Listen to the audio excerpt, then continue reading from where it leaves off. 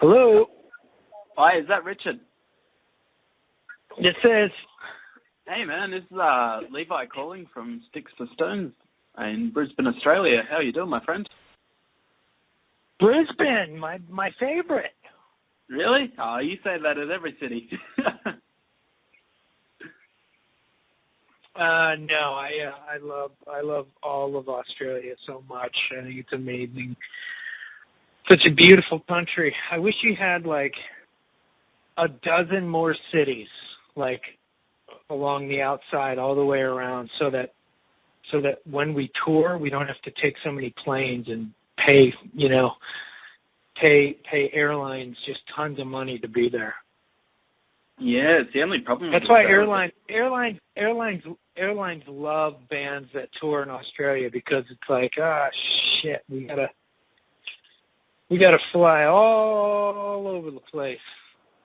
Yeah, anyway, just neither here nor there.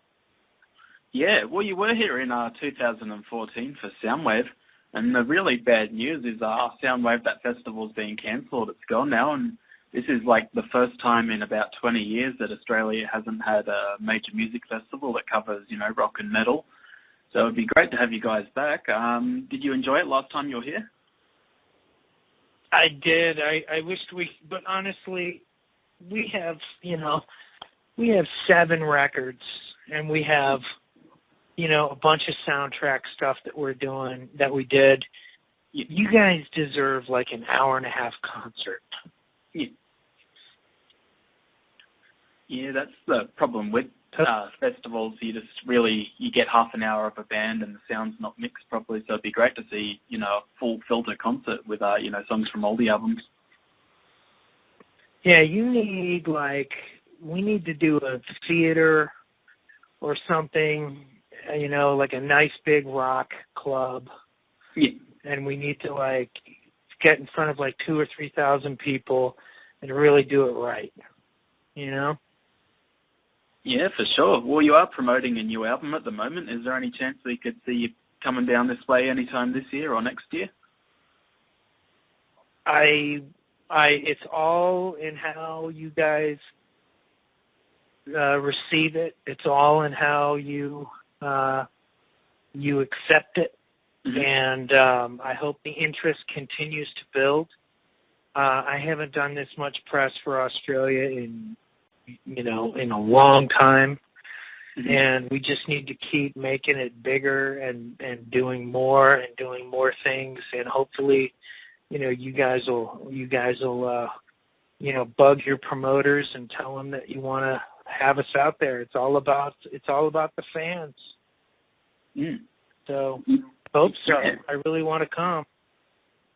Yeah, well, I've been listening to your album, Crazy Eyes. I got sent a pre-order copy. It's a really great album. What I love about it is every album you do, you guys really sound inspired, and, you've been doing it for a while, so you're keeping at it. Can you tell us, for people who haven't heard the album, what they can expect? It's way more electronic. It's more industrial. Mm-hmm. There's definitely a heaviness to it. Yeah. Lyrically, I want to leave everything up to your imagination. Mm-hmm. But, the world is crazy. It's, the title was inspired by just every time there was a mass shooting, mm-hmm. It was somebody with crazy eyes. My wife and I would kind of, oh, another one, there's crazy eyes, look at him, and you would see this vacant, just stare, yeah. And, Adam Lanza, all those guys, they just look bizarre. And so it's just a socially kind of aware, but it's not preachy. It's more of like, oh, this is what hysteria sounds like. This is what, anarchy sounds like. This is what, riots sound like, and, it's a punk record done with electronics, but it's not sing-along pop punk. It's like real punk, anarchy punk. Yeah, no, I really love what I've heard so far. And just speaking of the title Crazy Eyes, going back to the early 90s, you actually did a film clip with Nine Inch Nails. I think it was for the song called Gave Up, and it was in Charles Manson. Oh, no, it was Sharon Tate murder house with the Manson family. And I've always been sort of intrigued by that guy, mostly because he's got some interesting things to say. He seems reasonably intelligent, but he's also, a psychopath at the same time. What was that experience like? Was it haunting? There's no such thing as haunted houses, Mm-hmm. but there's definitely such a thing as haunted people. Yeah. And one night I was there, and I was the only one there. And, maybe I smoked a little too much herb or something, and I got a little paranoid or a little freaked out, and I got a little freaked out, and I had a hard time falling asleep. And, but the reality is that was, Trent had invited me out to go house shopping with him, and we went out, and he wanted to hang, and, we were going all over the place, and we couldn't find anything. And at a certain point, we went back to this office, this real estate development office, and we were like, they were like, well, what do you think of this place? And we were like, oh my gosh, this main room is great. There's a lot of open space. You could put a mixing console right here. And they're like, what about the guest house? And we went out there and we looked at the guest house. And we're like, wow, we could put the whole band in here. It's a whole big other part of the house. And there's this big property, and it's got a great view. Mm-hmm. And we're just like, man, this is really great. Who's not renting this? They're like, well, this is bought, and it's going to be moved in. The guy who owns it's Claude Van Damme, Claude whatever, the French actor. Oh, wow. But, do you want to rent this? And we were like, yeah, this is perfect to rent. So we were like, wow, this is really great. And then an assistant called up and said, wait a minute, what's the address? And we were like, I don't know, blah, blah, blah, blah, blah, Cielo Drive. And they're like, oh. And they sent up a book. And we didn't know what the book was, and they were like, "Hey, look at this real quick." They just kind of hid everything, but they had a picture, and there was this picture. And it was like, "Oh, that's the front door. Why does it say pig on it?" And we were like, "Oh my God!" And we realized it was the Sharon Tate house, and we freaked out. We were like, "Oh my God!" Like we, two kids from Cleveland, just freaking out. And then eventually it was like, holy shit. I go, dude, if you don't rent this house with who you are in industrial music and everything that you are, like if you don't rent this fucking house, you're a fucking pussy. And he goes, I know. He goes, I know, and now I've got to do it. I can't turn this down. I said, you got to fucking do it. And it was fun. It was a lot of fun. It's just a house, terrible things happen all over the place, but it's, he's another one, Crazy Eyes. Yeah. Yeah, continuing, Crazy Eyes. We've got the election coming up in the USA, and you got three candidates that seem likely that could win, and they all seem very different. I kind of like Bernie Sanders, and I don't know about Hillary, and Donald Trump seems a bit like a loose cannon, but I'm just wondering, who's your preference? If Donald Trump is elected president,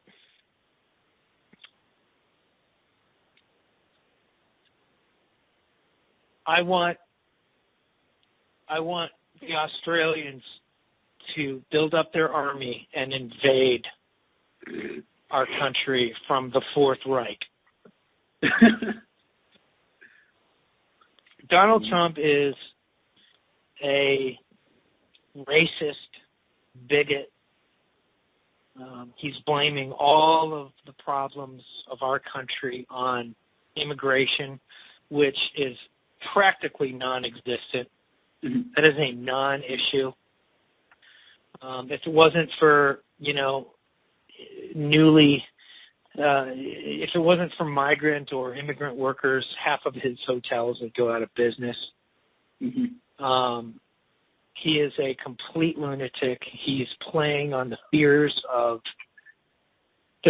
and angers of, I guess you would say bogans or rednecks.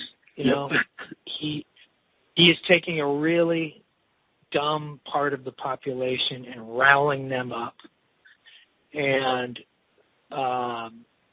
intellectual giants like President Obama and Bernie Sanders and Hillary Clinton, are so much more qualified to be president. And he is, there's some Hitler stuff going on with that guy.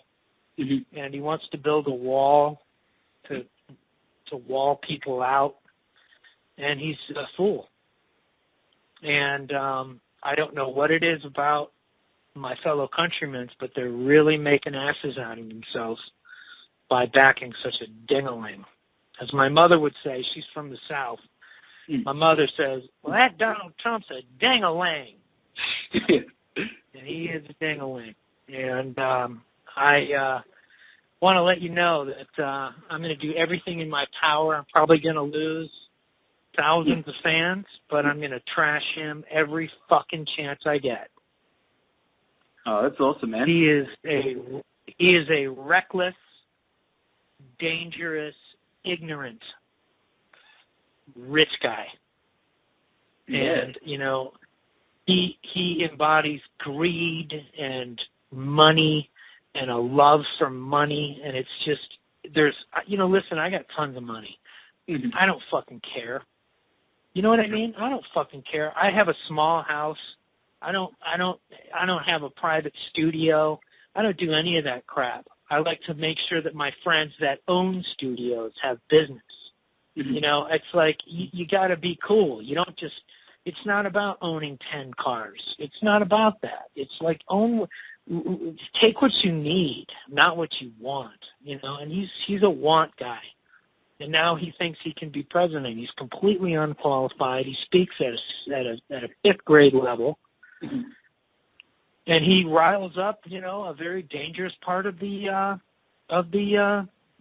United States, a very racist, xenophobic population that has never been outside of their own, counties. I've been all over the world. I've been to Iraq and Afghanistan. I've been to Denmark and France and England and Australia and Japan, and I've been everywhere. And I know that they're just afraid of the unknown, and they don't know anything. And he's taking these people, and he's getting them all pissed off to the point where they beat each other. They beat protesters. It's not good. It's not healthy. And I think, when this is over, we'll look back and we'll think to ourselves, not anyone should be allowed to run for president, sadly. Yeah, it definitely seems that way. I think the last person in the world to run the United States is someone wealthy, because they live in an alternate reality. Yeah, I agree 100%. We're just up to 15 minutes. I've got a bunch more questions, but I got told I've got a 15 Great. minutes. I'll try and make them more concise. Yeah. Do you have any time left, or should I let you go for the next interview now? Go for it. Go for it until the next one comes in. Okay, no worries. Well, I just realized you played in a band called The Damning Well, and you only did one song, and the Underworld soundtrack was one of my most listened to CDs in high school, and I always thought you were a band. I remember going to the CD shop, asking, do you have The Damning Well? And then I kind of looked on the internet and found out it was just kind of a one-off thing. Do you think there'll ever be a full album or anything like that? Because it was a really cool supergroup. All of us are too busy milking the cash cows. I think that, Josh Freese is constantly on tour with, Sting and, all these other bands and, and,